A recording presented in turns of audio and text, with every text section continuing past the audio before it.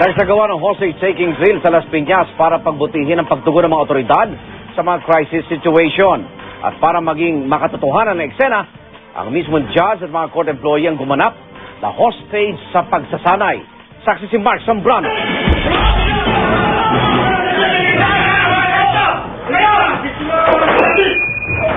Sa hostage-taking drill na ito, nagkagulo sa Hall of Justice ng Las Piñas nang i-anunsyo ang guilty verdict.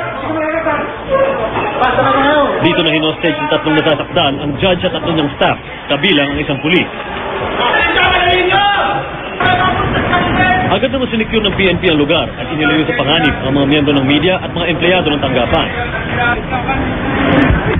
Makalipas ang 10 minuto, nakausap na ng negotiator ang isa sa mga hostage taker at nalaman na rin ang mga demand.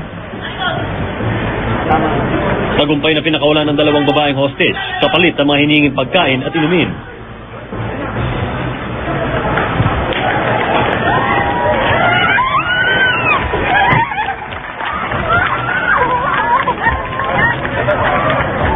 Dumaan agad sa situational debriefing ang mga ito para malaman ang kanilang kalagayan at ang sitwasyon sa loob ng Hall of Justice.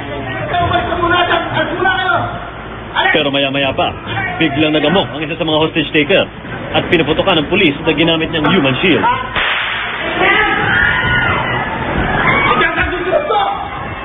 Dito na dineklara ang failure of negotiations at mabilis na rumisponde ang SWAT na naglatag agad ng makeshift explosive device sa pintuan ng Hall of Justice. Dito na narinig ang nakabibinging pagsabog na sinundan ng sunod-sunod na putok ng baril.